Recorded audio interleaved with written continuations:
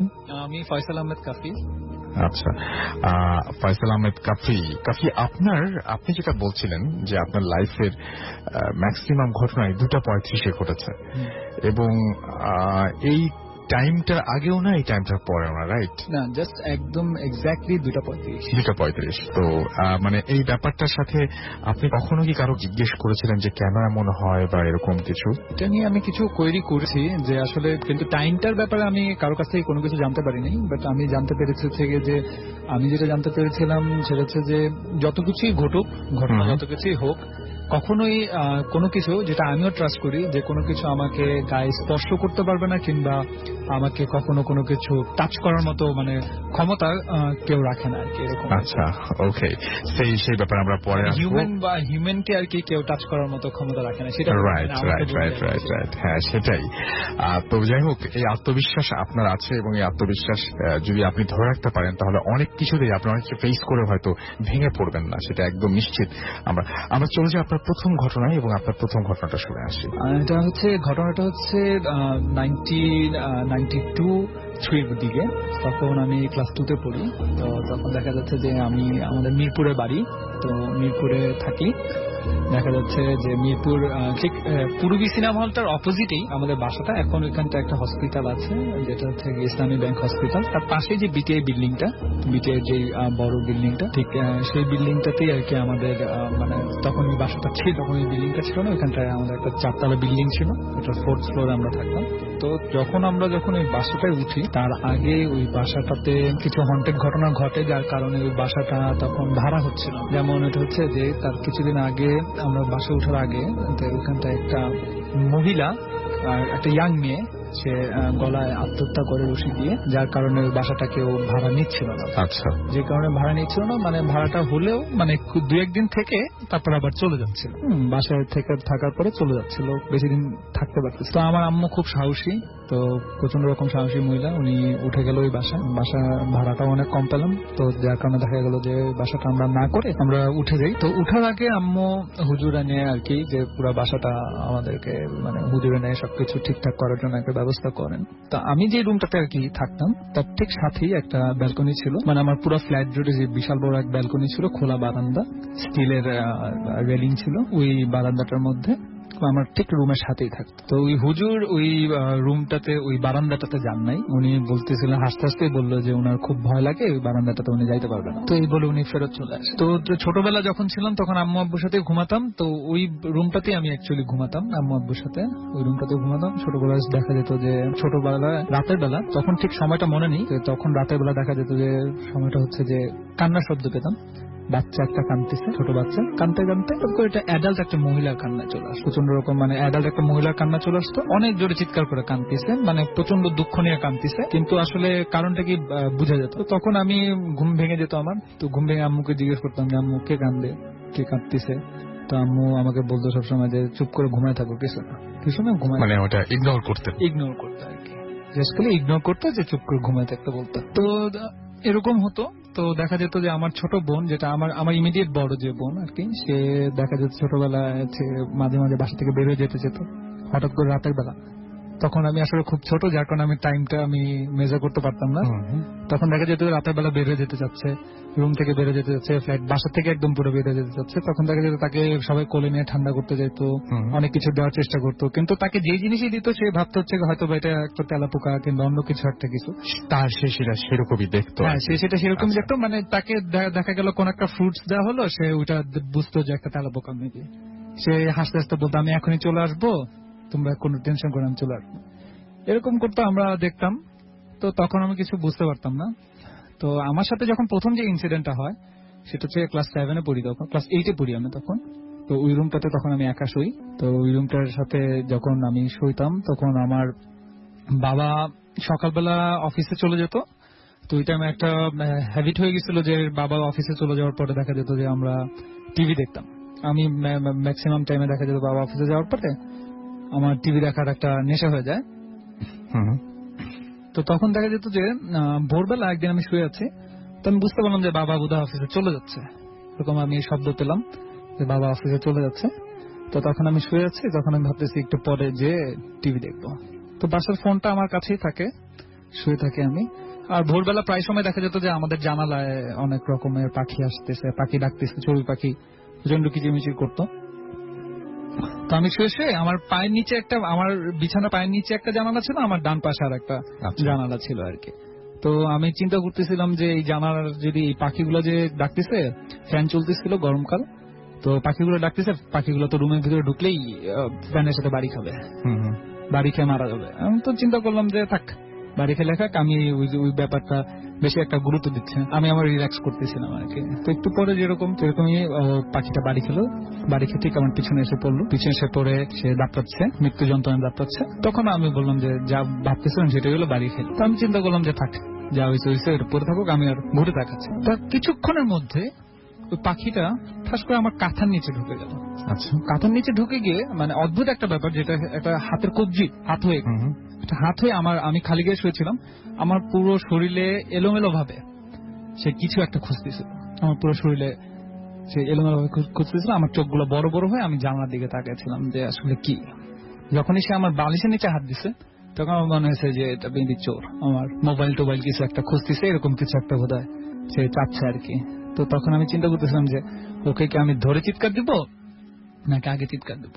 পরে চিন্তা করলাম যে না, আমি ওকে ফার্স্টে ধরার পরে সবাইকে ডাকি, ধরার পরে ডাকলে মেবি সবাই এসে ব্যাপারটাকে হ্যান্ডেল করতে পারবে। তো আমি এটা চিন্তা করে আমি তখন দাঁড়ালাম, তাকে ধরতে গেলাম, ধরতে গিয়ে দেখলাম যে না, কিছুই নেই। আমি তখন চিন্তা করলাম যে না, কিছুই নেই বোধহয়, আমি যাই। আমি উঠে যখন গেছি ড্রয়িং রুমে চলে যাই, টিভি দেখবো। তখন দেখা যাচ্ছে যে আমি ড্রয়িং রুমে আসলে যাব এমন টাইমে আমি আমার ফোনটা হাতে নেই, ফোনটা হাতে নেওয়ার পরে তাকায় দেখিয়েছে 2:35। তখন আমি একটু শকড, কেন 2:35? তো আমি রুমের দিকে তাকায় দেখি আমার তো বেডে মশারি টানা। যদি পাখি যদি ফ্যানের সাথে বাইরে খেত তাহলে সেটা মশারির উপরে পড়ার কথা ছিল, ওটা আমার বেড পর্যন্ত পড়ার কথা না। তখন আমি ভাবতে থাকি যে আমার মোবাইলে বোধহয় টাইমের প্রবলেম, কারণ আমি জানলার দিকে তাকাও দেখতে পাচ্ছি যে দিন, কিন্তু আমার ফোনে কেন 2:35 বাজে। তো আমি আমার যখন ওয়াল ঘড়িটার দিকে তাকাই, ওয়াল ঘড়িটার দিকে যখন মোবাইল লাইটটা নেই, তখন তাকাই দেখি 2:35। তখন আমি প্রচন্ড রকম ভয় পাই।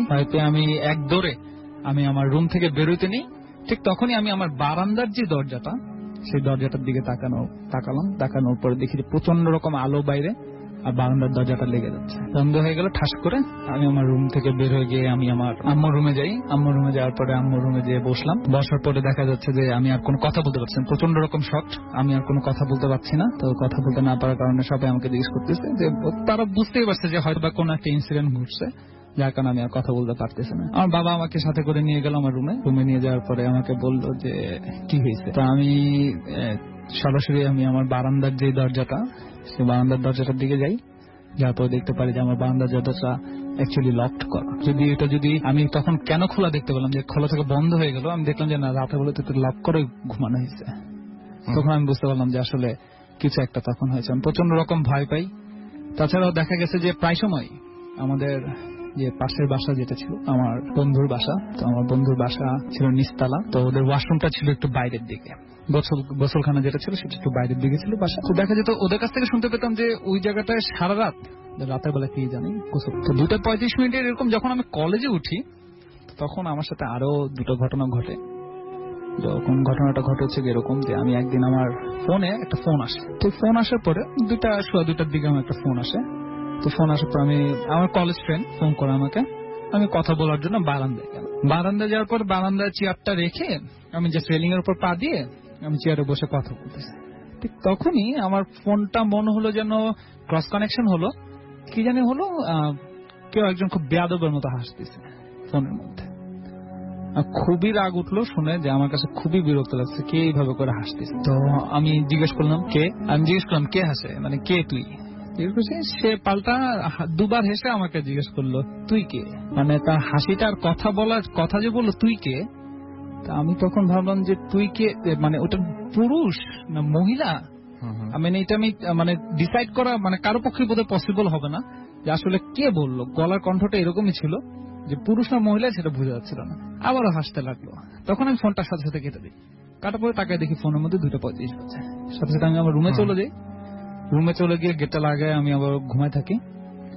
তো এরকম প্রায় সময় আমাদের সাথে নানা ধরনের আমাদের বাসা আশেপাশে যেগুলো ঘটতো আর কি, তো আমরা শুনতে পেতাম আর কি যে এরকম হয়েছে, অন্যরকম হয়েছে। তো একদিন তখন আমি ইন্টারমিডিয়েট সেকেন্ড ইয়ারে পড়ি, তখন শুয়ে আছি, শুয়ে থাকার পরে তখন আমার মোটামুটি কিছু কোয়েরি করি, কিছু মুরব্বীদের সাথে আমি এইসব ব্যাপার নিয়ে কথাও বলি যে ব্যাপারগুলো কি আসলে। আমার মা আমাকে সবসময়, তার কাছে আমি কখনো এইসব ব্যাপারে মানে প্রশ্রয় পাইনি। যখন এইসব, সে প্রচন্ড রকম সাহসী থাকার কারণে তাকে যখনই কোনো কিছু জিজ্ঞেস করতাম এগুলো কিচ্ছু না, একটাই কথা বলতে এগুলো কিচ্ছু না, এগুলো নিয়ে টেনশন করতে হবে না। তো আমার নানুর কাছে আমি কথা বলি। বিশ্বাস করেন না এরকম কিছু, নাকি আপনাকে সাহস দেওয়ার জন্য? না, আমি আসলে এই ব্যাপারটা নিয়ে কনফিউজ। সেটা বিশ্বাস না করার মতো কিছু না, সে বোধহয় সাহস দেওয়ার জন্য। আর যেটা সেটা সে মনে হয় সে জানতোই যে এরকম কেউ বোধহয় ক্ষতি করার মতো কিছু না আর কি। তো দেখা গেছে যে আমি আমার ঢাকা ইউনিভার্সিটির এক প্রফেসরের সাথে, উনি আবার এইসব ব্যাপার নিয়ে খুব কথা মানে নাড়ানাড়ি করতেন আর কি। তো ওনার সাথে কথা যখন বললাম, উনি আমাকে আরেকটা সাহস দিলেন যে আমার মা আমার সাথে এরকম করার কারণটা আমাকে বললেন যে আসলে উনিও বিলিভ করেন এটা। আমাকে উনি বুঝালেন যে এটা আসলে যখনই কোনো কিছু ঘটুক না কেন, তার মানে এরকম কোনো যদি আত্মা কিংবা এরকম যদি কোনো প্যারানর্মাল ঘটনা ঘটেও থাকে, তো সেটা কারো গায়ে টাচ করার মতো, কোনো হিউম্যান বডিকে টাচ করার মতো ক্ষমতা রাখে না।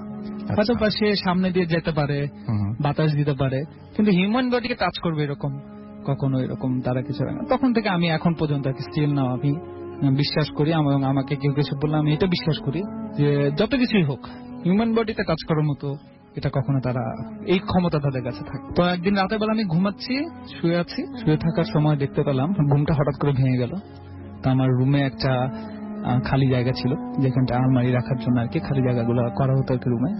তো ওইখানটা আমি দেখতে পেলাম যে শুয়ে আছে, ঠিক আমার উপরে, চেহারা দেখা যাচ্ছে না, পুরো চেহারাটা চুল দিয়ে ঢাকা, আমার উপরে হাত দুটোকে ভাঁজ করে, মানে উপর হয় সয় যদি কেউ কারো উপরে, ঠিক এইভাবে করে কে যেন একজন শুয়ে আছে। ঠিক আমি জাস্ট নর্মালি আমি তার দিকে তাকালাম, আমি খুব বেশি ভয়ও পাচ্ছি না, কোনো কিছুই করতেছি না, কিছুই হচ্ছে না। আমি দেখলাম যে জোনাকি পোকার মতো এরকম জলে নিবে যেভাবে, ঠিক আমার উপর থেকে উঠে যাচ্ছে, উঠে উঠে।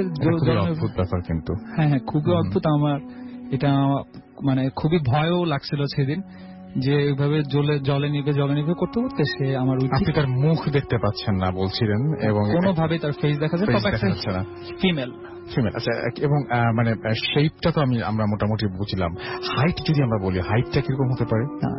আমি শুয়েছিলাম তখন হাইটটা বোঝা যাচ্ছিল, এবং জোনাকি পোকার মতন জ্বলছিল নিচ্ছিল, এই ব্যাপারটা কিন্তু খুব অদ্ভুত। হ্যাঁ ঠিক, মানে জ্বলছে নিচ্ছে, মানে এক জায়গা থেকে যে আরেক জায়গায় যাচ্ছে, তো দেখা যাচ্ছে যে একবার মানে একটু সামনে গেল আবার একটু দেখা গেল, আবার বন্ধ হয়ে গেল, আবার একটু সামনে গেল, আবার একটু দেখা গেল, ব্যাপারটা এরকম আর কি। ঠিক সে হেঁটেও যাচ্ছে না, আবার উড়েও যাচ্ছে না, বিষয়টা এরকম লাগছে আর কি। আমার খাট থেকে সে নেমে যাচ্ছে কখন, কিভাবে, কি সেটা না, জ্বলছে নিচ্ছে, সে ঠিক ওই খালি জায়গাটা গিয়ে বসে পড়লো। তার চেহারা দেখার প্রশ্ন নেই, তার লাল ব্লাউজ এন্ড সাদা শাড়ি, সেটা আপনি দেখতে, এটা আমি বুঝতে পারলাম। লাল ব্লাউজ, সাদা শাড়ি, উজ্জ্বল ফর্সা গায়ের রং, এটা আমি বুঝতে পারছিলাম যে উজ্জ্বল ফর্সা গায়ের রং, লাল ব্লাউজ, সাদা শাড়ি। তার হাতের ব্লাউজের এই জায়গাটুকু, হাতাটুকু পর্যন্ত মনে হচ্ছিল তখন আপনার, আপনি মানে কিরকম, তখন আমি আসলে ঘর থেকে দৌড় দিয়ে বের হয়ে যায় এরকম কোনো কিছু, তখন আর ততদিনে আমি বেশ অ্যাডাল্ট হয়ে যাই। তো তখন আমি আমার ফোনটা হাতে নিই, ফোনটা হাতে নেওয়ার পরে আমি জাস্ট টাইমটা চেক করার, টাইমটা যখনই চেক করি তখন যদি 2:35, তখন আমি বুঝতে পারি যে 2:35। তো এখনো আমি দেখেন, যখন আমি 2:35টাকে আমি অ্যাভয়েড করি, দেখা যায় হচ্ছে যে আমি বাসায় কম্পিউটার ইউজ করতেছি, রাত হয়ে গেছে 2:35, তখন হয়তো আপনি কাউকে ডেকে নিলেন না, আমি রুমের লাইট মানে খুব কনসার্ন থাকি আর কি। ওই বাসায় এখন আমরা থাকি না, তারপর আমি খুব কনসার্ন থাকি। 2:35 দেখা গেল ওয়াশরুমেও যায় না, কিংবা কখনো না। ওই বাসা ছাড়ার পরও 2:35 আমার সাথে একদিন একটা ঘটনা ঘটে। সেটা হচ্ছে যে আমি একদিন গোসল করতে যাই, তো সেটা আমরা পরে শুনবো, আমরা আবার পরে শুনবো। দুটো শুনলাম আমরা, এই দুটো আগে হজম করি। And thank you very much আমাদেরকে ঘটনা বলার জন্য এবং শোনানোর জন্য। এবং আমি দেখতে পাচ্ছি যে আমাদের এইখানে মেইল আমি পড়ছি, যেভাবে লিখেছেন সেভাবে পড়ছি। রাসেল ভাই, আশা করি ভালো আছেন। আমি প্রীতম ভৌমিক, আমি বাংলাদেশি কিন্তু ভারতে বিজনেস করি, তাই পরিবার নিয়ে এখানেই আছি। আমি স্টুডিওতে আসা আমার পক্ষে সম্ভব নয়, তাই লিখছি। ঘটনাটি ভালো লাগলে পড়ে শোনাবেন। আজ একটি ঘটনা শেয়ার করতে চাই, আমার জীবনকে একেবারে বদলে দেয়। ঘটনাটি ঘটে 2014 এপ্রিলে। আমি ভারতের রাজস্থানের কোটা নামক একটি জায়গায় ঘুরতে গিয়েছিলাম। আমি অপরিচিত জায়গায় একা যেতে পছন্দ করি। তখনও আমি একা ছিলাম। এয়ারপোর্ট থেকে একটি গাড়ি ভাড়া করে কোটার জন্য রওনা হই। হাইওয়ে ধরে বেশ কিছু দূর যাওয়ার পর ড্রাইভার একটি শর্টকাট রোড দিয়ে যাওয়ার জন্য বলে। রাত 11টার ওপর হবে তখন, আর হাইওয়ে দিয়ে গেলে বেশি দেরি হয়ে যাবে বলে শর্টকাট নিতে বলি। But it was my bad luck যে শর্টকাট রোড দিয়ে আধ ঘন্টা চলে গাড়িটি থেমে যায়। সকালের ঠিক আগে ঠিক হওয়ার কোনো উপায় নেই বলে আমি আবার হাইওয়ের দিকে হাঁটতে থাকি। কিন্তু আমি প্রায় 15 কিলোমিটার দূরে ছিলাম হাইওয়ে থেকে। আশেপাশে ছিল না কোনো জনবসতি। একটা ফ্ল্যাশ লাইটের আলোতে হাইওয়ের দিকে আমি হাঁটছিলাম। আমার জন্য এটা নতুন কিছু ছিল না। এর আগেও এমন সিচুয়েশনে আমি পড়েছি, বাট ওই রাতে আমি নর্মাল কিছু ফিল করতে থাকি। আমি ফিল করি আমার পেছন পেছন বেশ কিছু মানুষ এগিয়ে আসছে। ভয় লাগছিল, কিন্তু সাহায্য পাওয়ার আশা নিয়ে পেছনে ফিরলাম। কাউকে দেখতে পেলাম না, বাট একটু আগেও কিছু মানুষ আসার সাউন্ড পেয়েছিলাম। সাহস নিয়ে আবার সামনে ফিরে হাঁটতে থাকলাম। সাথে সাথে পেছন থেকে সাউন্ড পেতে থাকি। আমি থেমে যাই। আমি ফিল করি বেশ কিছু মানুষ আমার দিকে এগিয়ে আসছে এবং তাদের শব্দ পেলাম, তাদের সাথে আজব এক গন্ধ। আমি একেবারে স্থির হয়ে গিয়েছিলাম এবং আমি বুঝতে পারছিলাম না যে কি করব। একটু পর সাহস করে পেছনে ফিরে দেখে আমার হার্ট অ্যাটাক হবার মতো অবস্থা হয়েছিল। আমি দেখি কিছু কালো কাপড় পরা মানুষ, তাদের চারপাশে অদ্ভুত বেগুনি আলো, আর এদের পা নেই। বলতে গেলে এক প্রকার বাতাসে ভাসছিল তারা। মুখ ছিল কালো কাপড় দিয়ে মোড়া। বুঝতে পারলাম সুপার ন্যাচারাল কিছু হবে। আমি আর কিছু ভাবছিলাম না। আমি সামনে ফিরলাম এবং দৌড়ানো শুরু করলাম। আমার মনে হচ্ছিল এরাও পিছু কিছু আসবে। সাডেনলি সামনে আলো দেখতে পাই। এটা একটা হোটেলের সাইনবোর্ড, আর সামনেই একটি হোটেল। আমি আরো জোরে দৌড়াতে থাকি। গলা শুকিয়ে কাঠ হয়ে গিয়েছিল আমার, বাট থামার কোনো চিন্তাও করিনি। গোল ছিল, আমার লক্ষ্য ছিল যেভাবে হোক হোটেলে পৌঁছাতে হবে। শেষ পর্যন্ত হোটেলে পৌঁছে ফ্লোরে বসে পড়লাম। কথা বলার সাহস ছিল না। এরপর কিছু হোটেলের স্টাফ আমার দিকে আসলেন, আমাকে নিয়ে বসলো এবং এক গ্লাস পানি দিল। আমি কিছুটা নর্মাল হলে হোটেল স্টাফদের দিকে তাকাই। আমার জীবনের সবচেয়ে ভয়ঙ্কর মোমেন্ট ছিল এটি। যাদের থেকে বাঁচতে চেয়েছিলাম আমি সকল শক্তি দিয়ে দৌড়ে হোটেলে আশ্রয় নিলাম। এটা যেন সেই তাদেরই আস্তানা। যাদের আমি হোটেলের কর্মী ভেবেছিলাম তারা আসলে মানুষই ছিল না। সকলে ছিল কালো কাপড় পরিহিত। এদের কারো পা ছিল না। এদের মুখ খোলা ছিল এবং আর তা ছিল ভয়াবহ। চোখ ছিল সম্পূর্ণ কালো, নাক গাল সবকিছু ছিল ঝলসানো। নাক আর চোখ দিয়ে বেগুনি কিছু একটা বেরিয়ে আসছিল। আর কিছু দেখার আগেই আমি অজ্ঞান হয়ে যাই। পরের দিন আমি নিজেকে আবিষ্কার করি হাসপাতালে। এক পুলিশ কর্মচারী আমাকে প্রশ্ন করলো, আপনি গভীর জঙ্গলে কি করছিলেন? আমরা একটি গাছের নিচে খুঁজে পাই, আর আপনি গত 13 দিন কোথায় ছিলেন? আপনার বন্ধু ও পরিবার আপনার সাথে কোনো যোগাযোগ করতে পারেনি গত 13 দিন। আমি কিছুই বুঝতে পারছিলাম না। 13 দিন কিভাবে সম্ভব? আমি তো গতকালই বাসা থেকে এয়ারপোর্টে যাই। রাজস্থান এয়ারপোর্ট থেকে কাল রাতেই তো আমি গাড়িতে উঠলাম। সবই তো মনে আছে। 13 দিন নিখোঁজ থাকে কিভাবে? একটু পর আমার বাবা আসে, আমাকে বলে, কোথায় ছিলে তুমি? আমি রাজস্থান যাওয়ার জন্য বাসা থেকে এয়ারপোর্টে গিয়ে এখানে আসলে কিভাবে? আমি জিজ্ঞেস করলাম, আমি এখন কোথায়? বাবা উত্তর দিল, তুমি এখন রাজস্থান থেকে 1000 কিলোমিটার দূরে পাঞ্জাবের পাঠানকোটের একটি হাসপাতালে, আর তোমাকে পাওয়া গিয়েছে পাঠানকোটের একটি জঙ্গলে। একদল গ্রামবাসী তোমাকে সেখানে দেখতে পায়। আমি শারীরিকভাবে একদম সুস্থ ছিলাম। একটা আঁচড়ও পাওয়া যায়নি আমার দেহে। কিভাবে সম্ভব? আমি আর কিছু বলিনি, চুপ ছিলাম। কারণ কোনো উত্তর ছিল না আমার কাছে। কোনোভাবে বিশ্বাস হচ্ছিল না। যাদের অস্তিত্ব আমি কখনো বিশ্বাস করতাম না, আজ তাই আমার জীবন একেবারে বদলে দিয়েছে।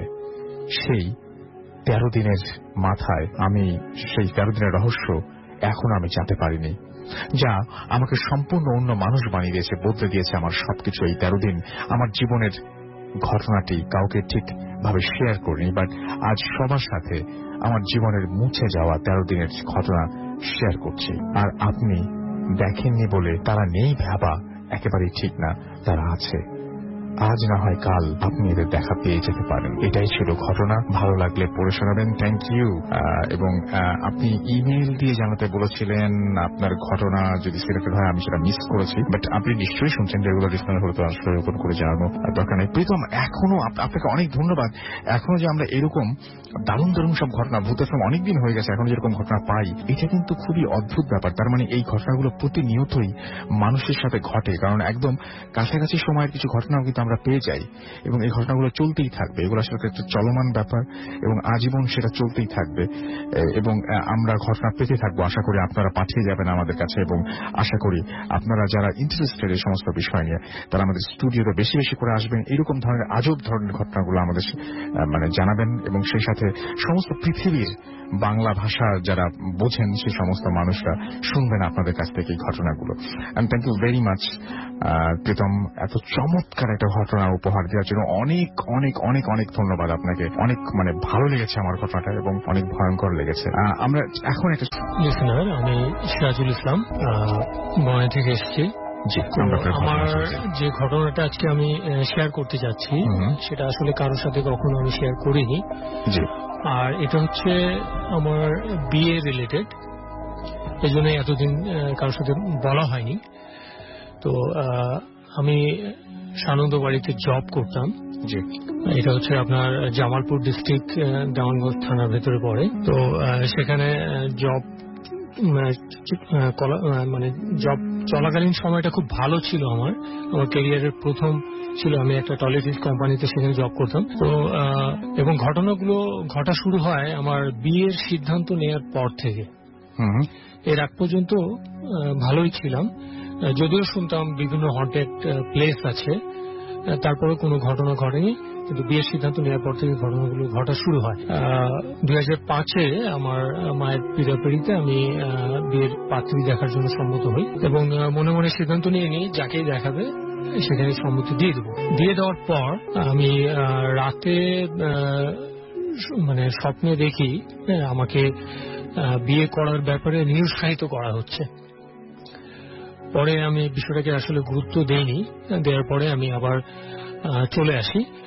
তো আমি আসলে আমার কর্মস্থল ছিল সানন্দবাড়ি, তো এটা যমুনা নদী পার হয়ে আসতে হতো। তো আমাকে প্রথমে সৈয়দপুর থেকে গাইবান্ধা এবং গাইবান্ধা থেকে আপনার সানন্দবাড়ি এভাবে আসতে হতো। তো আমি দুপুর 2টোর বোট ধরার উদ্দেশ্যে বাড়ি থেকে রওনা দিই এবং গাইবান্ধা ব্রিজ ঘাটে গিয়ে দেখি যে নৌকা চলে গিয়েছে।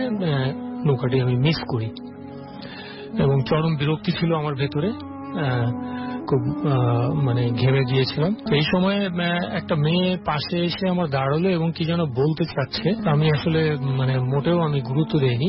তখন ইতিমধ্যে একটি নৌকা দেখলাম, বেগুন বোঝাই করা একটি নৌকা। তাদেরকে আমি রিকোয়েস্ট করার পর তারা রাজি হলো আমাকে নিয়ে যাওয়ার জন্য। আচ্ছা, তখন আমি সেই নৌকায় উঠলাম। ওঠার পর ভেতরে দেখি 2জন মহিলা এবং একটি মেয়ে শিশু, আর বেগুনের ব্যাপারে আর 2জন মাঝি। নৌকাটা ছোট নৌকা ছিল। তো নৌকা আপনার বাঙালি নদী পার হয়ে আমরা যমুনায় ঢুকলো। তখন বর্ষাকাল ছিল এবং নদীতে প্রচন্ড রকমের ঢেউ এবং বাতাস ছিল। তো মোটামুটি যমুনার 2 কিলোমিটার ভেতরে ঢোকার পরে দেখলাম সেই মেয়েটি আমার পাশ দিয়ে একটি বড় একটি নৌকায় পার হয়ে গেল। আসলে আমি কাউকে খেয়াল করতে পারিনি, শুধু মেয়েটিকেই দেখেছি। চোখে চোখ পড়ার পর দেখলাম যে সে আমার দিকে মানে খুব রাগের দৃষ্টিতে আমার দিকে তাকিয়ে আছে। পরে আমি আমার দৃষ্টিটা ফিরিয়ে নিলাম। ফিরিয়ে নেওয়ার পরেই নৌকাটা অনেক দূর চলে গেল এবং আমাদের যে নৌকা, ছোট নৌকা, এটা হঠাৎ করে মানে বিকট শব্দ শোনা গেল। যে ফ্যানে নৌকা যে মানে যে ফ্যান দিয়ে চলে সে ফ্যানটি ভেঙে গিয়েছে এবং বিকট শব্দ। আমরা বুঝতে পারলাম যে আসলে ফ্যানটি ভেঙে গিয়েছে এবং ঢেউ এই পরিমাণ ছিল যে নৌকাটাকে ডুবিয়ে দেবে। নৌকা উল্টে যাওয়ার উপক্রম। তখন লোকজন ভেতরে কান্নাকাটি শুরু করে দিল। তখন আমি মাঝিকে বললাম যে ভাইয়া কিছু করেন।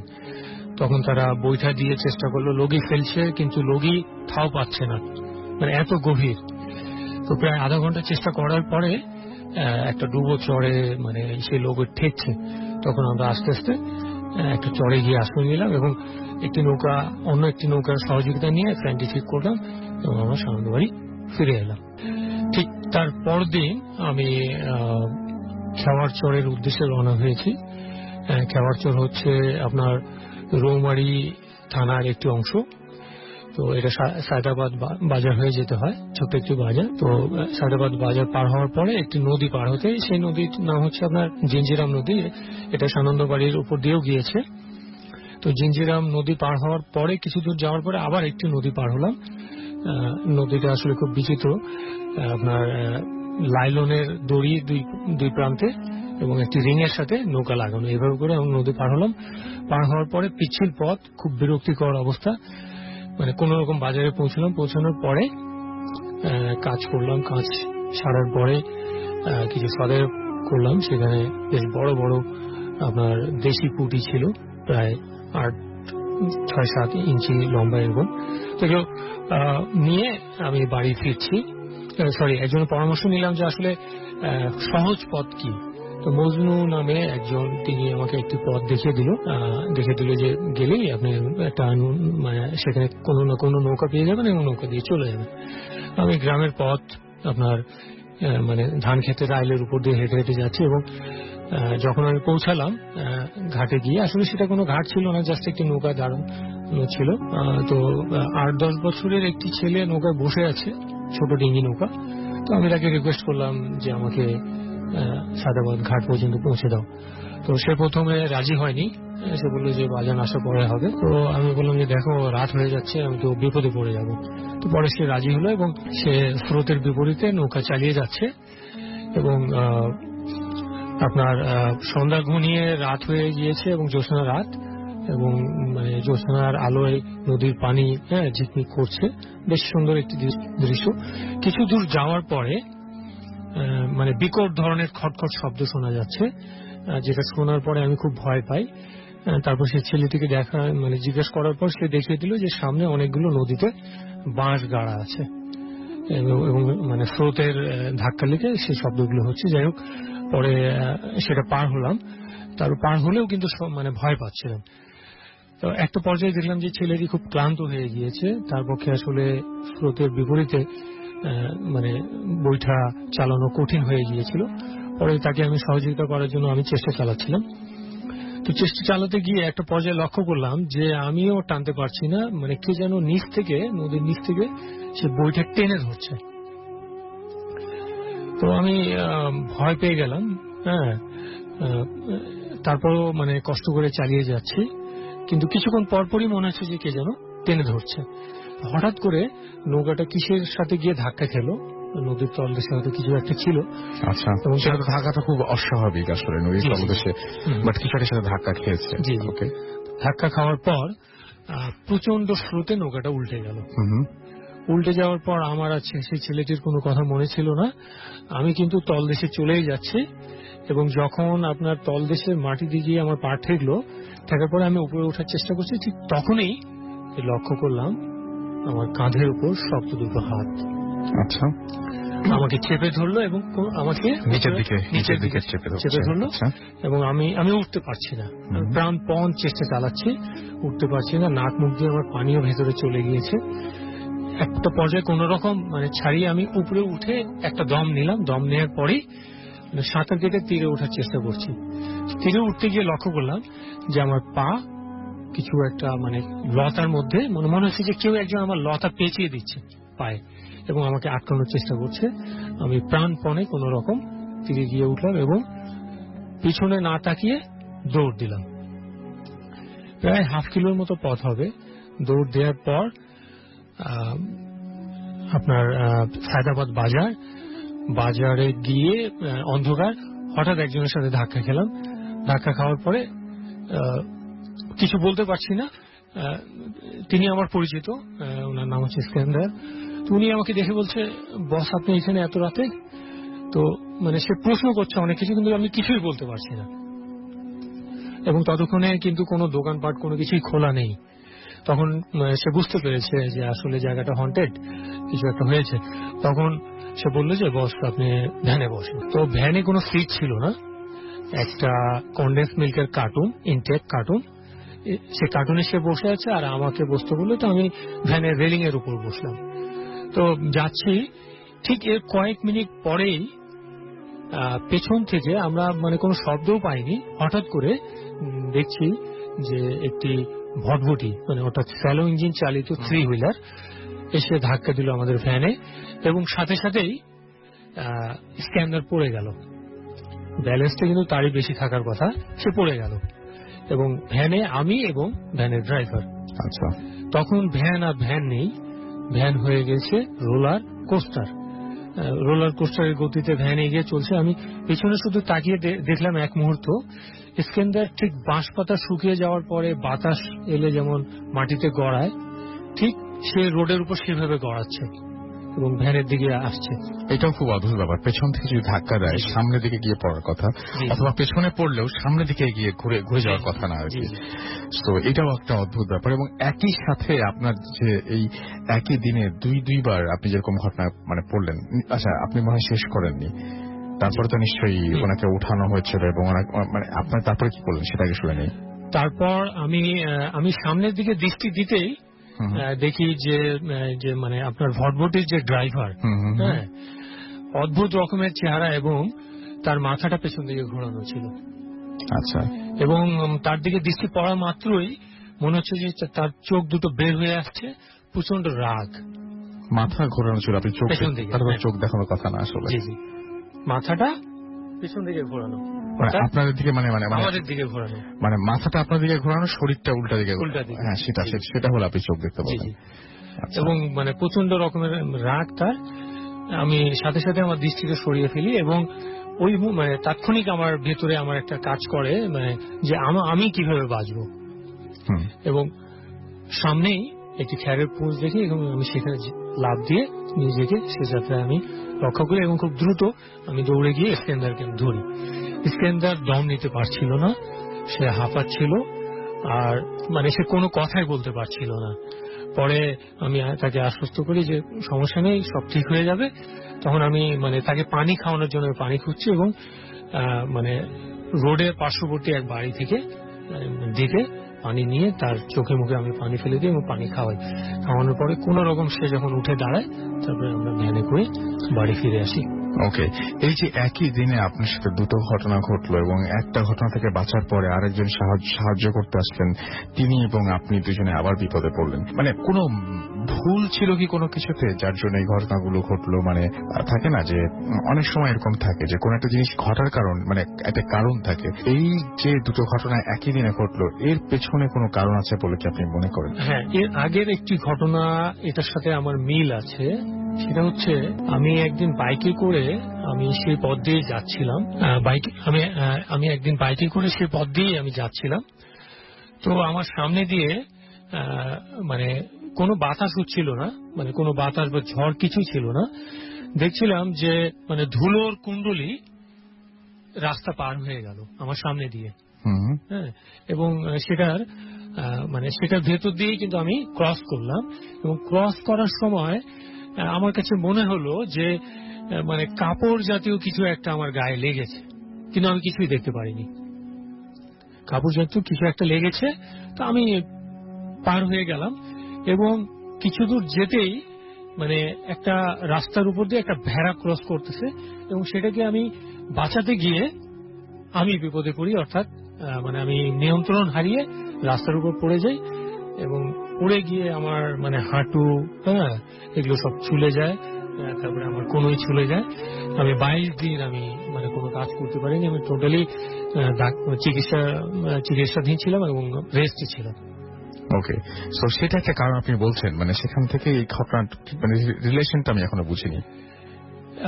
আমার কাছে হয়তো মনে হচ্ছে যে সেই সময় হয়তো আমার মানে সেই মানে যে মানে আপনার যে কুণ্ডলিটা যে পার হয়েছে, আসলে ওটার ভেতর দিয়ে আমার যাওয়াটা উচিত হয়নি। আচ্ছা, আপনি বলছেন যে ওই ঘটনার কারণে আপনার পরবর্তী দুটো ঘটনা ঘটেছে, তারপর থেকে আপনার সাথে বিপদ ঘটতে শুরু করেছে। থ্যাংক ইউ ভেরি মাচ আপনার ঘটনার জন্য। আমরা আসসালামু আলাইকুম আসল ভাই, আমি রূপম দাস স্বপ্নের ইস্টার্ন বিশ্ববিদ্যালয়ে পড়ালেখা করছি। তো আমি আমার জীবনের একটি অতি প্রাকৃতিক ভৌতিক ঘটনা আপনার সাথে শেয়ার করছি। আসল ভাই, ঘটনাটি ছিল শীতকালে।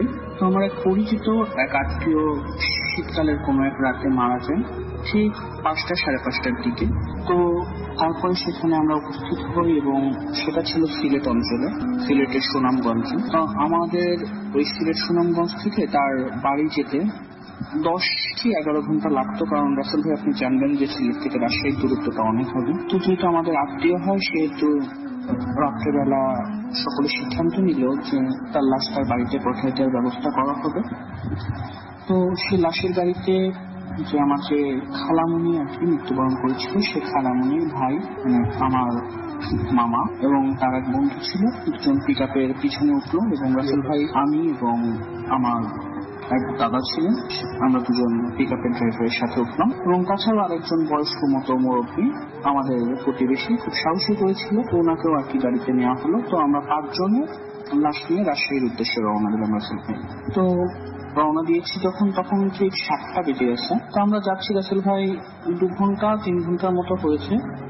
এমন সময় যে আমাদের যে ড্রাইভার ছিল, ছোট পিক আপ, লাশ গ্রহণ করা পিক আপের যেমন সাইজ ওরকম, তো ড্রাইভারটা বলছে রাসেল ভাই যে তার কাছে খুব ভার লাগছে গাড়িটা। তো আমরা অবাক হয়ে গেলাম যে গাড়ি ভার লাগে।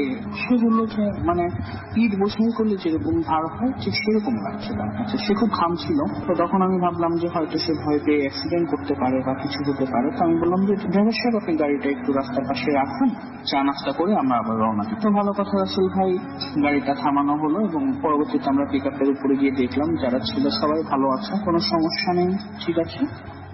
তো আধা ঘন্টা পর আমরা নাস্তা টাস্তা করে আবার রওনা দিই রাসেল ভাই। এমন করতে করতে আমরা যখন মেইন রোড ছেড়ে রাজশাহী ঢোকার জন্য একটু গ্রামের পথ ধরে শর্টকাটের জন্য ড্রাইভার যখন ঢোকায় গাড়িটা, তখন রাত 10:30 থেকে আনুমানিক 11টা বাজতে রাসেল ভাই। তো ঠিক সেই মুহূর্তেই সেখানে রাসেল ভাই বলে রাখা ভালো, চারপাশে অন্ধকার, কোনো বাড়িঘর দেখা যাচ্ছিল না এবং অনেক গাছগাছালি ছিল, মাদারি গাছ, আপনার বট গাছ সহ বিভিন্ন বড় বড় গাছ ছিল।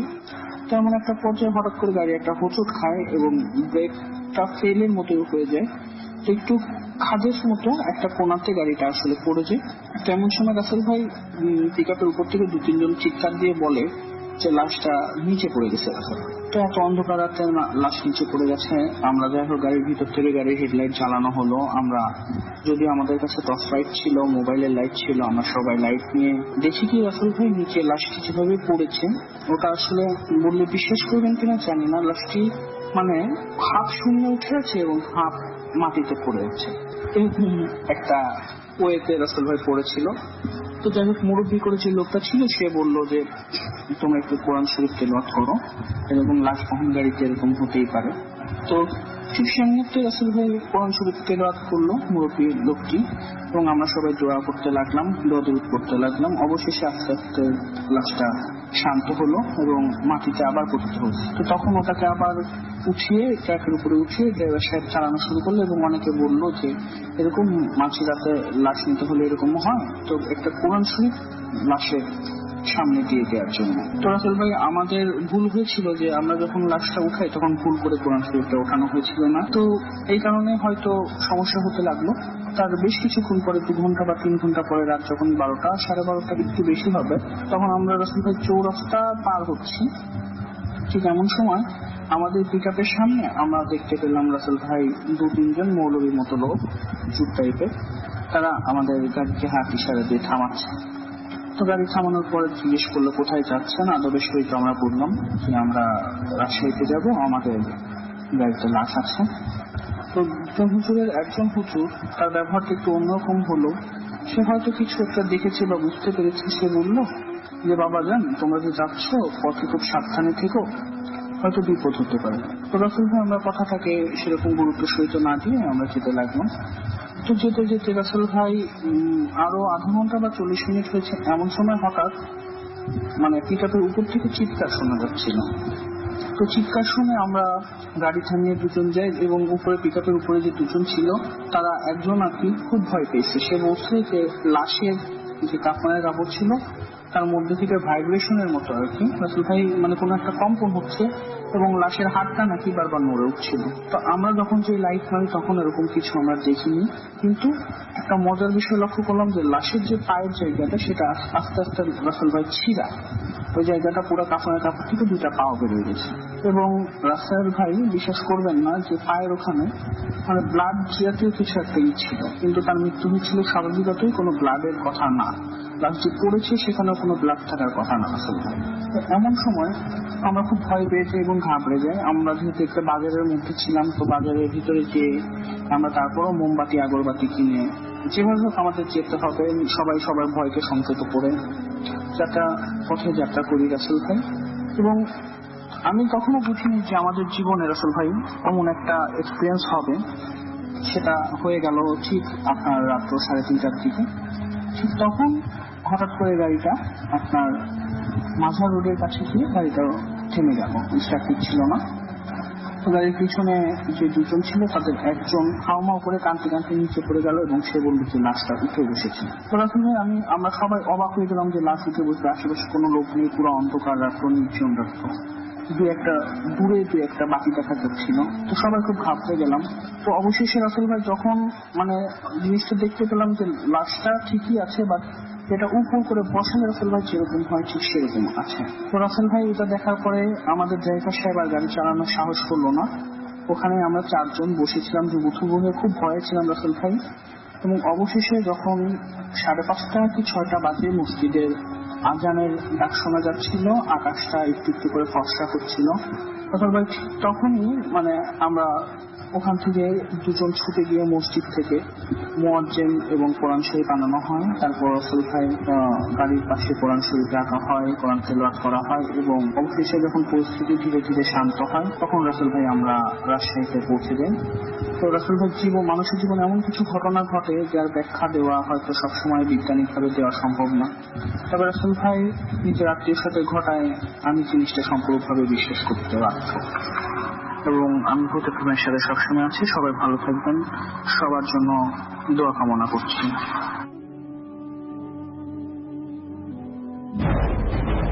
Bhoot FM, the night comes alive with Graminphone.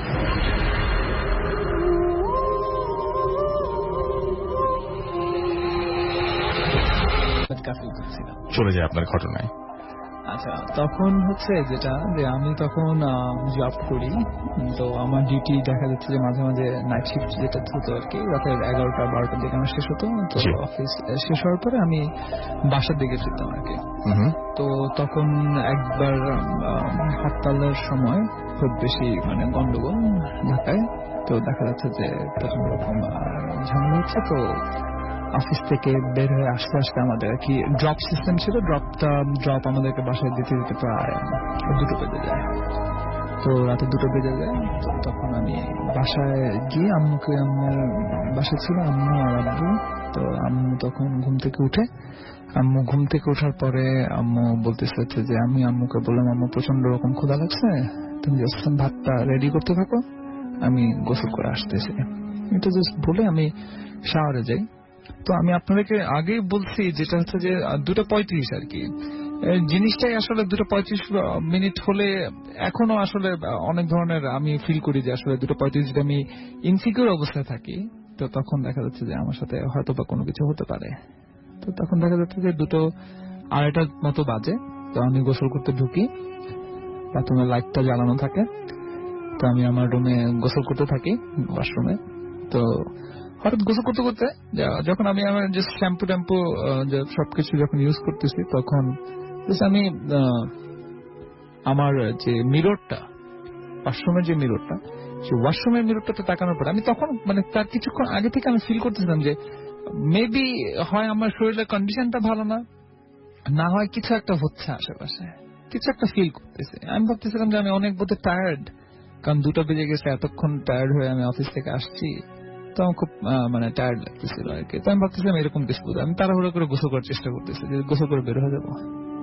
তো আমি ভুলবশত যখন মিররটার দিকে তাকাই, তখন আমি ঠিক সেই যেটা আমি বলেছিলাম আর কি, যে আমার উপর থেকে জোনাকির মতো আর কি একজন যে উঠে গেছে, ঠিক উনি ঠিক আমার পিছনে দাঁড়ানো। ঠিক তখনও আমি তার চেহারাটা সেদিন আমি দেখতে পারিনি।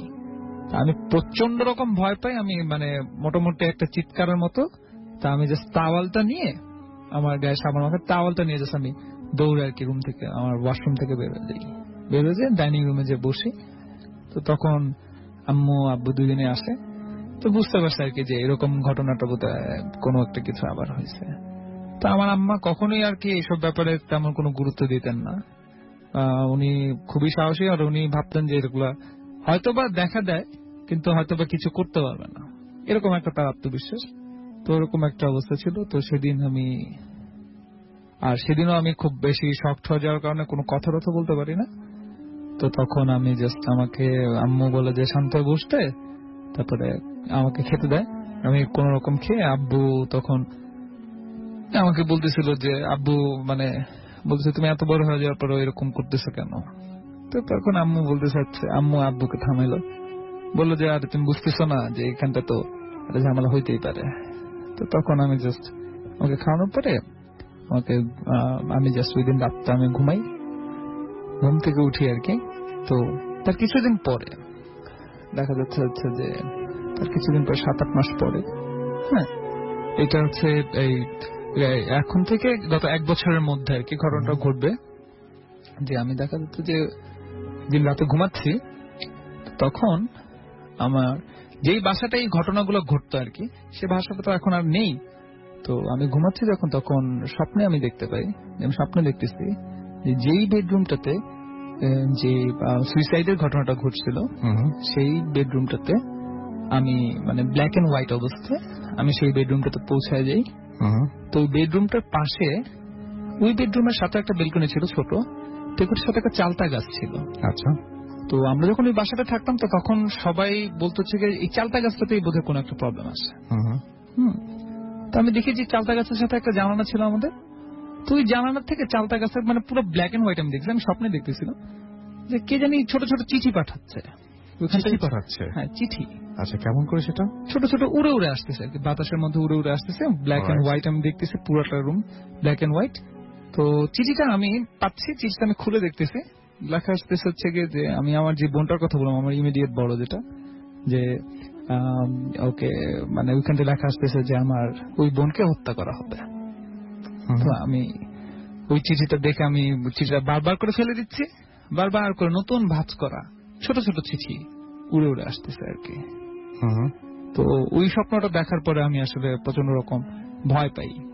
তার আগে যতবারই আমার সাথে কিছু হয়, তো আমি ভয় পাই না এরকম কোনো কিছু, ভয় পাই, বাট এই ঘটনা দেখার পরে যেহেতু আমার বোনের ব্যাপারে এটা, তো তখন আমি দেখার পর আমি প্রচন্ড রকম ভয় পাই।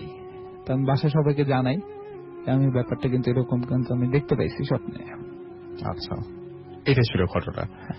ওকে, থ্যাংক ইউ ভেরি মাচ আপনার ঘটনার জন্য আপনাকে। এবং আমি দেখতে পাচ্ছি এখনো অনেকেই মানে লিখছেন, যেমন ক্যালি এই ঘটনাটি আমাদেরকে পাঠিয়েছেন আমাদের আরো একজন লিসেনার। আমরা শুনে আসি সেই ঘটনাটি। চলুন।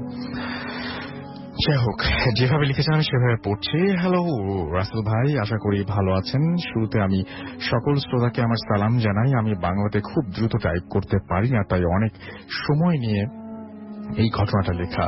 আমার নাম সাজ্জাদ, আমি স্কটল্যান্ডে থাকি।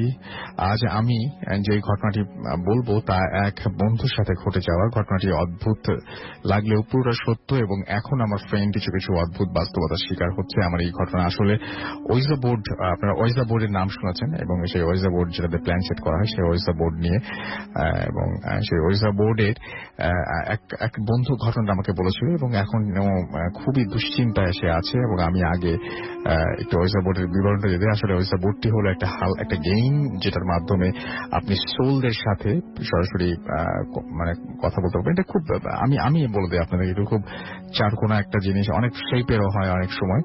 এবং এই গেমটাতে আসলে বেসিক্যালি এখানে মানে আপনার কতগুলো অপশন থাকে, ইয়েস নো থাকে, A to Z আপনার সেই অ্যালফাবেট গুলো থাকে, এবং কিছু নাম্বারস থাকে, হ্যালো গুড বাই এরকম টাইপের জিনিসপত্র কিছু থাকে। তো যাই হোক, এই বোর্ডটা দিয়ে অনেকে প্ল্যান সেট করে অনেকে বলেন যে আত্মা নামানো যায়, সেটা নিয়ে ঘটনা। এবং তিনি লিখছেন যে আমার বন্ধু ইথান প্যারানর্মাল ব্যাপারে খুবই আগ্রহী, এবং সে সবসময় অনেক মুভি অথবা রিয়েলিটি শো, যার মাধ্যমে ঘোস্ট অ্যাডভেঞ্চার মানে শোটা অন্যতম। একদিন তিনি ওয়েজা বোর্ড নিয়ে খেলবে, এবং তার দুই বন্ধু ম্যাক্স এবং থমাস তারা তাদেরকে ব্যাপারটা জানালো এবং কিন্তু এইদিকে এই কথাটা তাদের পরিবারের কেউ না জানতে পারে, তাই ব্যাপারটা গোপন রাখলো। ম্যাক্সদের একটা পুরনো বাড়ি ছিল এবং তারা ওই বাড়িটির মধ্যে খেলার প্ল্যান করে ফেললো। একদিন রাতে তারা কাউকে কিছু না বলে ওই বাড়িটিতে চলেও গেল এবং যেটা হলো সেটা হচ্ছে তারা কিছু মোমবাতি এবং ওই বোর্ড নিয়ে বাড়ির মধ্যে প্রবেশ করলো। ম্যাক্স তাদের ভিতরে ঢুকে মোমবাতিগুলো আনলো এবং একটা ভুতুরে পরিবেশ তারা তৈরি করলো এবং খেলার শুরুতেই প্ল্যানচেট করে তারা আঙুলকে দিয়ে তারা জিজ্ঞেস করলো, is anyone here, please give us a sign. এরপরে আপনার কেউ যদি থাকেন আশেপাশে তাহলে আমাদেরকে সাড়া দিন বা আমাদেরকে বুঝান যে আপনি আছেন, এরকম কোন একটা কিছু। প্রায় 5 মিনিট কোনো সাড়া পাওয়া গেল না। ম্যাক্স যখন একই কোয়েশ্চেন আবারও করলো, is anyone here, please give us sign, তখন প্ল্যানচেটটা মুভ করলো, ইয়েস এর মধ্যে চলে গেল এবং তারা একে অপরকে দেখে তারা ভাবতে লাগলো যে হয়তো তাদের মধ্যে কেউ ফান করছে। কিন্তু একে অপরকে প্রশ্ন করার পর তারা আবারও জানতে পারলো না এখানে কারো উপস্থিতি আছে। ম্যাক্স জিজ্ঞাসা করলো, হোয়াটস ইউর নেম? প্ল্যানচেটে আবার শোনা শুরু করলো এবং দুইটি ওয়ার্ডের মধ্যে একই জায়গায় বারবার ঘোরাফেরা করতে লাগলো। 20 বার নড়লো পুরোপুরি এবং ওয়ার্ড দুটি ছিল ZO এবং সেটার মানে পড়লে যেটা হয় সেটা হচ্ছে জোজো এবং জোজোর মতোই তারা জিজ্ঞেস করলো, are you male of female? তুমি ছেলে নামে জিজ্ঞেস করার সঙ্গে সঙ্গে প্ল্যানচেটটা ঘুরে এই মেয়ে চলে গেল। সে বুঝালো যে সে মেল। তারপর জিজ্ঞাসা করা হলো, give us a sign because I don't believe you, show yourself. অর্থাৎ ওরা বিশ্বাস না করে বললো যে তোমাকে দেখতে চায়। হঠাৎ প্ল্যানচেট বোর্ডটা ওপরে খুব জোরে ঘুরতে লাগলো, কারণ তাদের আঙুলটা রাখাও খুব কষ্ট হয়ে গেল, এরকম একটা অবস্থায় তৈরি হলো। ঠিক সেই সময় তাদের ওপরের রুম থেকে শব্দ শোনা গেল। হঠাৎ সমস্ত আসবাবপত্রগুলো একে একে পড়ে যেতে শুরু করলো। তারা সবাই অনেক ভয় পায় এবং একই রকম ভাবে তারা ঘর থেকে পালিয়ে গেল এবং কথাটা গোপন রাখার পরামর্শ দিল তারা সবাইকে। যেহেতু তারা পুরো ঘরটা খুলেই এসে পড়লো, তাই তারা ভাবলো সকাল এবং পুরো ঘরটা খুলেই এসে পড়লো, তাই তারা ভাবলো যে খুব সকাল একসাথে গিয়ে ডোরটা লাগিয়ে দিয়ে আসবে। পরের দিন তারা ভোরে ঘরটা লাগাতে যায় এবং ইথান ঘর থেকে বোর্ডটা নিয়ে আসতে যায়। যখন ভিতরে গেল তখন তারা অবাক হয়ে গেল। ঘরের ভেতরে সব জিনিসপত্রগুলো ঠিকঠাক ছিল, বাট সবকিছু একদম নর্মাল এবং প্রতিটি জিনিস সুন্দর করে সাজিয়ে রাখা। আর দেরি না করে ঘর থেকে তারা বেরিয়ে এলো। ঘটনাটি জানতে চাইলে ঘটনাটি এখানে শেষ হতে পারতো হয়তো, বাট সেটা ভয়াবহ রূপ ধারণ করে 2-3 দিন কোনো কিছুই হলো না। বাট তারপর ইথান রাতের বেলায় খুব ভয় পেত এবং ম্যাক্স এবং সেই দেখলো যে কেউ একজন ম্যাক্সকে ভীষণভাবে মারছে, মনে হচ্ছিল যে হ্যামার দিয়ে তার মুখে আঘাত করছে।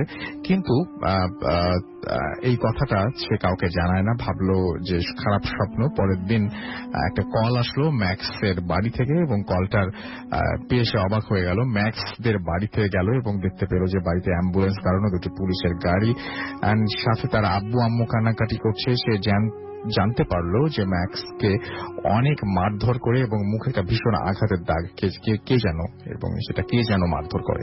শুধু তাই নয়, ঘরের মধ্যে রুমের মধ্যে সে 666 এবং মানুষ না এরকম শেপের অনেকগুলো সিম্বল আঁকা দেখতে পেল রুমের মধ্যে। এই সাইন দুটো ছিল ডেমনিক সাইন, অনেকে জানেন আপনারা।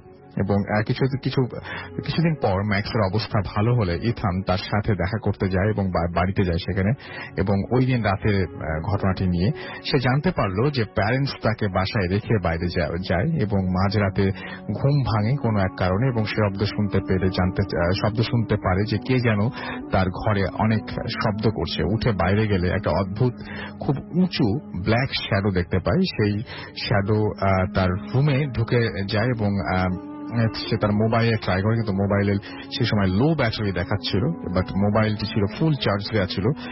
তারপর ওই ব্ল্যাক ফিগারটি রুমের ডোরের সামনে থেমে গেল এবং কিছুক্ষণ পর শব্দ পেয়ে দরজাটা খোলার জন্য সে এগিয়ে গেল এবং ডোরটা খুললো সাহস করে।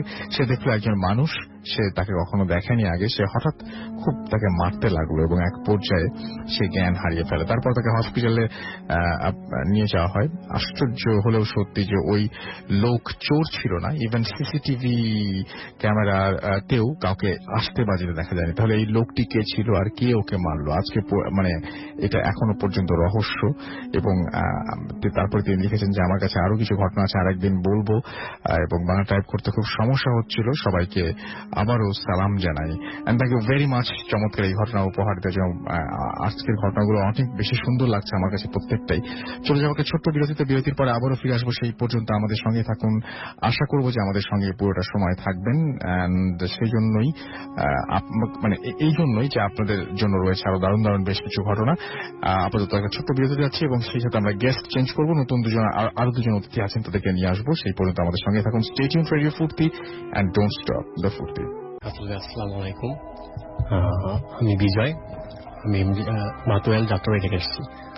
আমরা চলে যাই আপনার ঘটনায়। কথা না বাড়িয়ে সরাসরি ঘটনা চলে যাচ্ছি। ঘটনাটা পুরোটাই হয়েছিল আমার বাসায়। সো ফার্স্ট টাইম হয়েছিল ভাইয়ার সাথে। তো আমি সবসময় মোটামুটি রাত জাগা হয়, তো ওই দিনও রাত জাগে ফেসবুক ইউজ করছিলাম। তো হঠাৎ একটা সাউন্ড আসলো। সাউন্ডটা কেমন ছিল যে কাউকে আঘাত করলে বা কাউকে মারলে যে সাউন্ডটা হয়, তো সাউন্ডটা শোনার পর ফার্স্ট শক হলাম যে এত রাতে সাউন্ড কি করলো। তারপর জিনিসটাকে নর্মাল নিলাম, হয়তো এটা আমার ভুল বা হ্যালোসিনেশন হয়েছে। ঠিক একটু পরেই 1 মিনিট হবে আব্বু রুম থেকে বের হয়ে আসলো। তো আব্বু যখন রুম থেকে বের হয়ে আসলো তখন আমি শিওর হলাম যে আসলে এটা আমার ভুল ছিল না, সাউন্ডটা অবশ্যই হয়েছিল। তো আব্বু বের হয়ে সরাসরি ভাইয়ের রুমের দিকে চলে গেল। তো ভাইয়ের রুম নক করার পর ভাইয়ের রুম খুলে আব্বু ভাইকে জিজ্ঞেস করলো যে সাউন্ডটা কি হয়েছিল আর তুমি কিছু করেছো বা কি হয়েছে। তো ভাইয়া ঘুম থেকে উঠে একদম শক যে আমি তো কিছু করি নাই, আমার রুম থেকে তো সাউন্ড ছিল, আমি তো ঘুমাচ্ছিলাম। তারপর আমিও শক যে আব্বুই বা কেন উঠলো বা সাউন্ডটাই বা কে হচ্ছিল বা ভাইয়াই বা এই কথাটা কেন বললো। তো আব্বু রুমে চলে গেল, আমি আমার রুমে চলে আসলাম। তো আমি ঘুমিয়ে পড়লাম। সেই সকালে ঘুম থেকে উঠে যা দেখলাম বা যা শুনলাম, আম্মু বললো ভাইয়ার কপালে একটা দাগ ছিল, কেউ হয়তো ধারালো কিছু আঘাত করেছে। তো এটা শোনার পর সবাই ফার্স্ট শক, তারপর সবাই নর্মাল নিলাম, ওরকম ভাবে জিনিসটা ঘাটাঘাটি করলাম না, হয়তো একটা ভুল।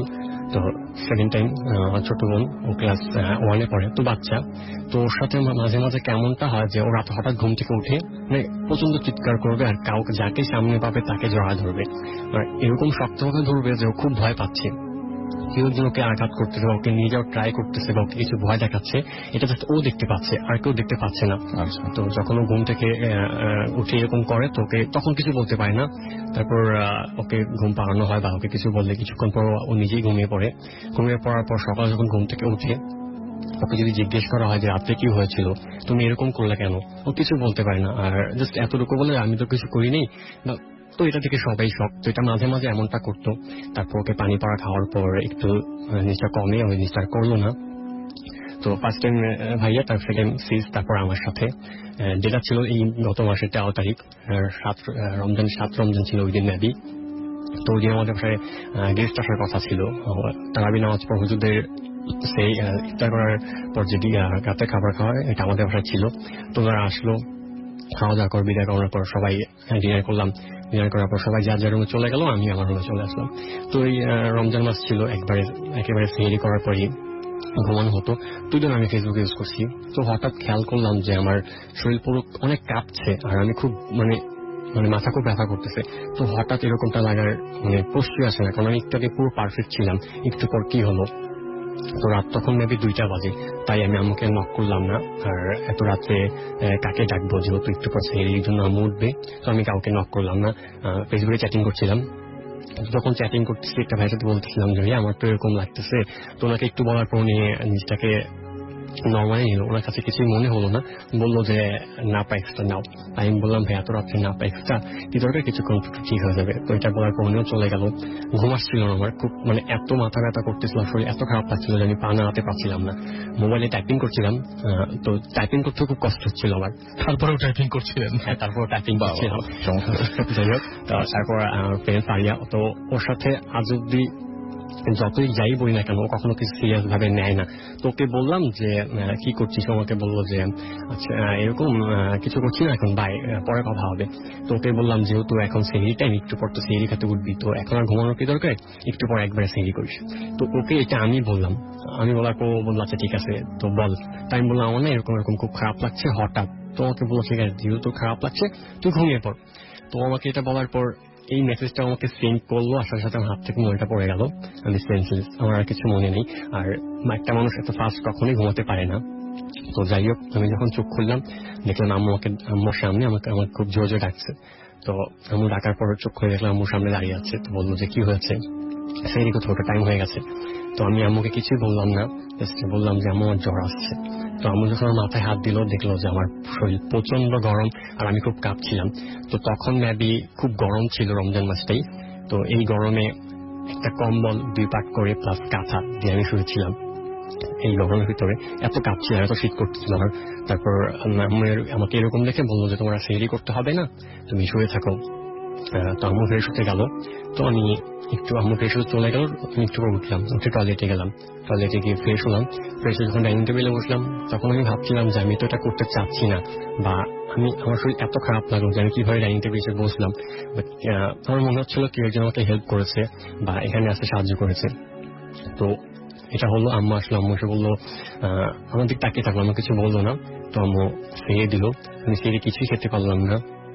তো না খাওয়ার পর আম্মু বললো থাক, তোমার খেতে হবে না, তুমি শুয়ে পড়ো। তো আমি শুয়ে পড়লাম। আম্মু আমার জন্য সেহরি খেতে পারলো না, আম্মু সেহরিও করলো না, আম্মু চলে গেল। তো আমি নামাজ পড়ে যাওয়ার জন্য বললাম যে আমি আম্মু নামাজ পড়তে যাই। তো আমার শরীর এত খারাপ ছিল যার কারণে আম্মু চাইলো না যে আমি নামাজ পড়তে যাই। আম্মু চলে গেল যে হয়তো হয় বাসায় নামাজ পড়ো না হয় শুয়ে থাকো। তো শুয়ে রইলাম। আজান দিল, ফজরের আজান দেওয়ার পর আম্মু সবাই সবার যার রুমে চলে গেল, আম্মু ঘুমিয়ে পড়লো। আজান দেওয়ার পর আমি চাচ্ছিলাম না যে এখন বেড থেকে উঠতে, কারণ ওঠার শক্তিটা আমার ছিল না, এতটা খারাপ লাগতেছিল। বাট আমি বেড থেকে উঠলাম, উঠে টয়লেটে গেলাম। টয়লেটে গিয়ে উজু করলাম। উজু করার পর একটা বালতি প্লাস মগ একটা কাপড় নিয়ে আসলাম। আমি সবসময় যে জায়গাটা নামাজ পড়ি এই জায়গাটা জায়নামাজ বিছানোর আগে আমি পরিষ্কার করলাম। বাট কেন পরিষ্কার করলাম, আজ অব্দি করেছিলাম কিনা আমার যেটা মনে নেই, বাট ওই দিন কেন যেন আমি পরিষ্কার করলাম। পরিষ্কার করার পর আমি নামাজ পড়ছিলাম। যখন আমি নামাজে দাঁড়ালাম তখন আমার মনে হচ্ছিল যে আমি তো এখন চাচ্ছি না এটা করতে, আবার সেটাই কেন করতেছি। তারপর নামাজে যখন দাঁড়ালাম, যখন সিজদায় গেলাম তখন আমার মনে হচ্ছিল যে আমি রুমে একা না, আমার রুমে আশেপাশে কেউ একজন আছে। বা কেন যেন মনে হচ্ছিল যে আমি যখন দাঁড়ালাম আবার আমার কিছুর সাথে একটা হেলান দিয়ে আছি বা কিছু একটা আমার আশেপাশে আছে। নামাজ শেষ করার পর তখন ভিতরে একটু ভয় ঢুকলো যে এতক্ষণ কি হচ্ছিল বা আমি যেটা করতে চাচ্ছি না এটা কেন করতেছি। তখন মাথায় আসলো যে কি হচ্ছে। তারপর আবারও নামাজ থেকে উঠলাম, উঠে কোরআন শরীফ নিয়ে আসলাম। তো কোরআন শরীফ নিয়ে আসলাম। এই বছরে আমার কোরআন শরীফ ধরা হয়নি। আর আম্মু অনেক বলেছে যে রমজান মাস কোরআন শরীফ পড়ো, কোরআন শরীফ পড়ো, তো পড়া হয়নি। অনেকটা স্পেলিং ভুলে গেছি, মার কাছে প্রবলেম হয়, যার কারণে কোরআন শরীফটা পড়া হয় না। বাট ওই দিন আমি কোরআন শরীফ পড়তেছিলাম চমৎকার, কিন্তু তখন চোখ গেল আমার লাইটের দিকে, লাইটটা অফ ছিল, আমি কোরআন শরীফ পড়তেছি। অনেকটা শক ছিলাম তখন যে কি বলবো বা কাউকে ডাক দিব বা কাউকে নক করবো এরকম শক্তিটা আমার ছিল না।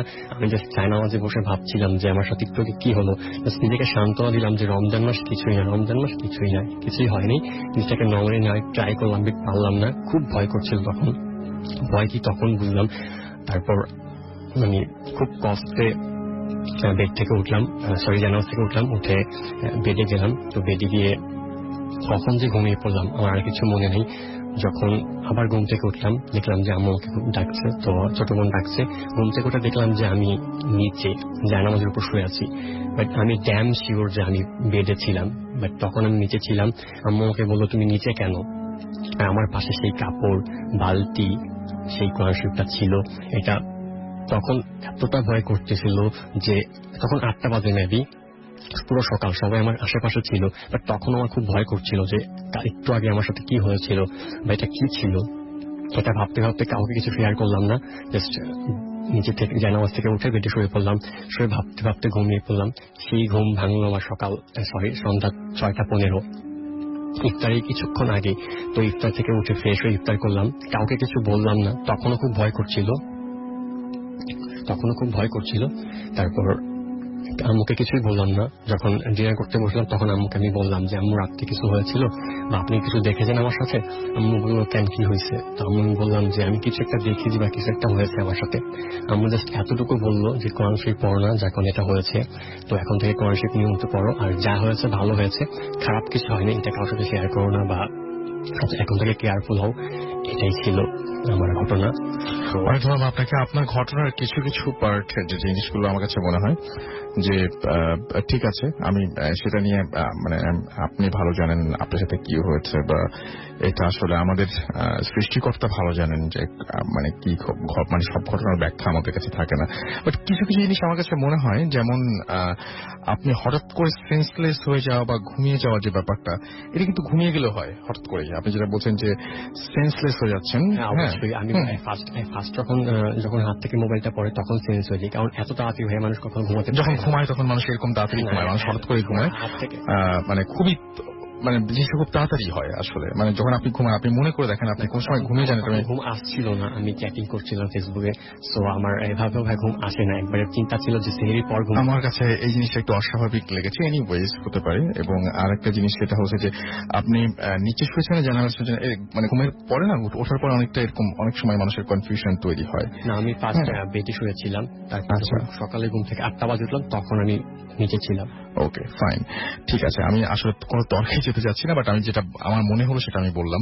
এনিওয়েজ, আসসালামু রাসেল ভাই, আমি রাকিব, মিরপুর 1 নম্বর ডি টাইপ কলোনি থেকে, আর সাথে আমার ছোট ভাই। হ্যালো স্যার, আমার নাম মোহাম্মদ শাহরিয়ার হোসেন মুন্না। আচ্ছা, আমরা ঘটনায় চলে যাই। মূল ঘটনাটা হচ্ছে আমার চাচাতো বোনকে নিয়ে। তো আমার চাচাতো বোন যদিও মারা গেছে, তো ব্যাপারটা হচ্ছে যে একটা সময় গ্রামে গিয়েছিলাম। তো গ্রামে আপনারা জানেন হয়তো যে আমের সময় সাধারণত রাত্রেবেলা আম পড়ে, গাছে থেকে কাঁচা আম পড়ে। তো তখন আমার দাদার রুমের মধ্যে আমি, আমার আরো কয়েকজন চাচাতো ভাই বোন, আমরা সবাই তখন ছোট ছিলাম, একসাথে শুয়ে থাকতাম। তো রাত্রে 12টা 1টা 2টা যখন যত রাতই হোক, যদি হঠাৎ করে একটা আম পড়তো, তো টিনের চাল ছিল, তো সেক্ষেত্রে আমটা পড়লে অনেক জোরে আওয়াজ হইতো। তো সবার মধ্যে একটা প্রতিযোগিতা কাজ করতো যে ওই আমটা আসলে কে নিতে যাবে। এটা একটা আলাদা মানে আনন্দ, এটা আসলে বলে বোঝানো যাবে না। তো যাই হোক, আমার চাচাতো বোন একবার গেছে, এরকম একটা আম পড়লো, ও আনতে গেছে।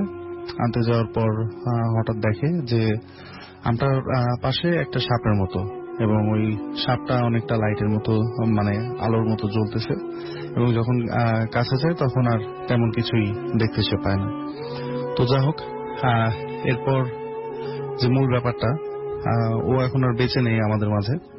তো ও যখন মারা যায়, ওর তখন 21 দিনের একটা বেবি থাকে। তো ও ইনফ্যাক্ট মারা গেছে সাপের কামড়েই। তো যাই হোক, ও একদিন সন্ধ্যার সময় ওর এক ঘর থেকে আরেক ঘরে যাচ্ছিল, ওই মুহূর্তে হঠাৎ করে একটা সাপ কামড় দেয়। তো হঠাৎ করে চিল্লায় উঠে, এর মা আমাকে সাপ কামড় দিছে।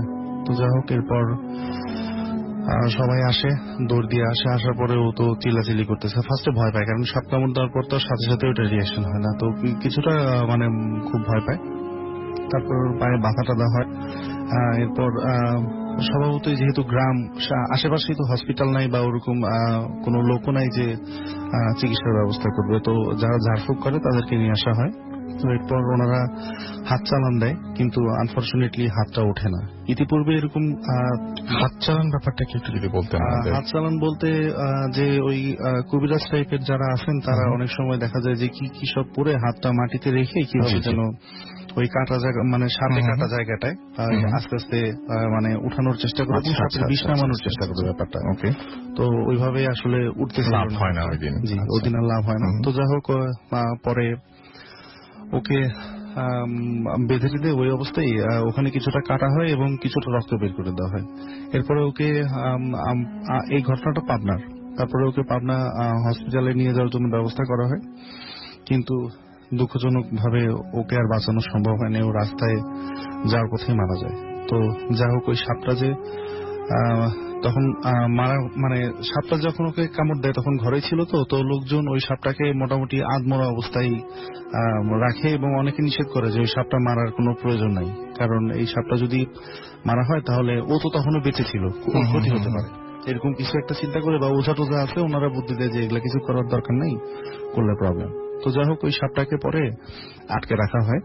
তো ওই জিনিসটাকে আটকে রাখা। আপনার সঙ্গে তো আপনার ভাইও আছেন, আমি বাকি কথাটা ওনার কাছ থেকে শুনি। হ্যাঁ, মানে আপনিও বলছিলেন এবং আপনারও তো চাচাতো বোন এটা, তো আপনি সাপটা আটকে রাখার ঘটনাটা আবার আপনি আমাকে বলেছিলেন বাকি অংশটুকু, তো কি হয়েছিল বলেন তো একটু?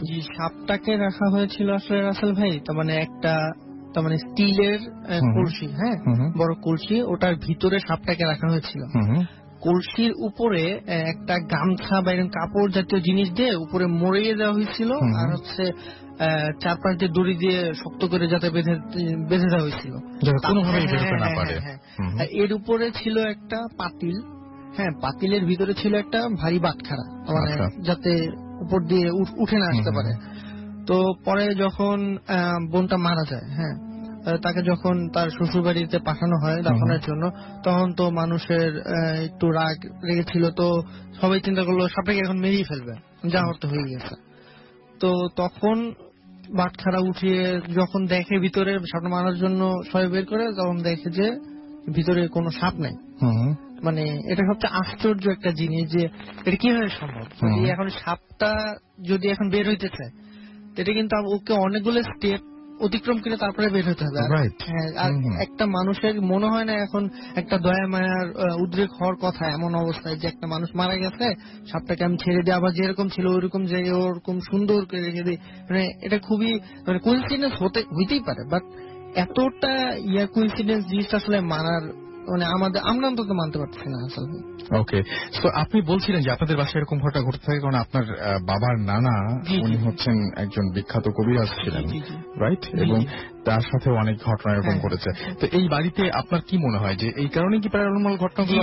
এটা মুরব্বীদের কাছ থেকে শুনছি, বা আমার আব্বু যে বলে উনিও এই কথাটাই বলেন, আমার দাদিও বলে গেছেন এই কথা। দাদিও মারা যান এরকমই একটা ঘটনায়, তিনিও বলেছিলেন যে অমুক জায়গায় ওরা আমাকে এরকম একটা ক্ষতি করতে যায়, পরে দেখা গেছে যে ওই জায়গায় তার মৃত্যুটা ওইভাবেই। ইভেন আপনিও একটা জিনিস দেখেছিলেন বোধহয় একবার, বা ওই বাসাতেই। তো যাই হোক, আমাদের যে বাড়িটা আপনি বললেন যে কি কারণে এরকম হয়, আমাদের বাড়িটা অনেক পুরাতন এবং অ্যাকচুয়ালি ওই বাড়িটা যখন তৈরি করা হয় তখন আব্বুর কাছে শুনছি যে ওই বাড়িতে অনেক স্কাল পাওয়া গেছে বা মানুষের হাড়গোড় পাওয়া গেছে। তো হয়তোবা এরকম কিছু থাকতে পারে। যাই হোক, আরেকটা ঘটনা, আমি অ্যাকচুয়ালি ওরকম ভীত প্রকৃতি না যে ওরকম যে কোনো একটা ব্যাপারে ভয় পেয়ে যায়। তো একদিন রাত্রেবেলা 12টা 12:30 বাজে, তো কোন এক ফোনের মানে অফারে, যেহেতু আপনারা জানেন যে অনেক সময় রাত্রেবেলা কম রেটে কথা বলছিলেন থাকে, তো যাই হোক মোবাইলে কথা বলতেছিলাম হঠাৎ করে। তো একটা সময় আমার ফ্রেন্ডের সাথে কথা বলতে বলতে আমি খেয়াল করলাম আমাদের যে বাড়িটা, ওই বাড়িটা আগে বলে রাখা ভালো যে বাড়িটা একদম চকের শেষ প্রান্তে, তো এরপরেই হচ্ছে মাঠ। তো ওই বাড়িটা টিনের বাড়ি। তো কিছুক্ষণ পরে বুঝতে পারলাম যে মহিষ যখন মানে নর্মালি থাকে তখন দেখছেন যে নাক দিয়ে অনেক জোরে নিঃশ্বাস নেয়, এরকম টাইপের আচরণ করে মহিষ। তো যাই হোক, ওরকম হঠাৎ করে ফোঁস দুইটা আওয়াজ শুনলাম। তো ঠিক আছে, তারপরে আমি এটা গুরুত্ব দিইনি। কিছুক্ষণ পরে হঠাৎ করে মনে হইলো যে মানে এরকম গরু বা মহিষ কিছু একটা আমাদের ওই টিনের যে বেড়াটা ওটা দিয়ে গা ঘষতে ঘষতে যাইতেছে, যে মনে হয় সব ভেঙে চুরে ফেলতেছে, এরকম একটা অবস্থা। তো তখন আমি কিছুটা ভয় পাইলাম এবং হঠাৎ করে আমার গায়ের পছন্দ দেখা গেল যে আসলে এইটা এরকম হওয়ার তো কথা না, কারণ এই টাইমে এরকম হবে কেন। তো তখনও অতটা ভয় পাইনি। এরপর আমার চাচা ভাই আমার সাথে শুয়েছিল আমার পাশে, আমি তখন কথা বলতেছিলাম। তো যাই হোক, ওকে তখন ডাক দিলাম, ঘরের লাইট জ্বালানো হইলো, আর ছোট একটা নাইফ নিয়ে বের হইলাম যে ঘটনা কি অ্যাকচুয়ালি, এরকম তো হওয়ার কথা না। তো পরে বের হইলাম কোনোভাবে, মানে গায়ে একটা কাপড় জড়ায়। এরপর বের হয়ে দেখি যে না, আসলে ওরকম কিছুই নাই, যে কোনো জায়গা থেকে গরু ছুটে আসছে বা মহিষ ছুটে আসছে বা পাশ দিয়ে কিছু একটা, সবকিছু যেমন অ্যাজ ইউজুয়াল নর্মাল ওরকমই ছিল। এরপরে খুব ভয় পাই। তো যাই হোক, এটাই ছিল আপনার ঘটনা। থ্যাংক ইউ ভেরি মাচ আপনার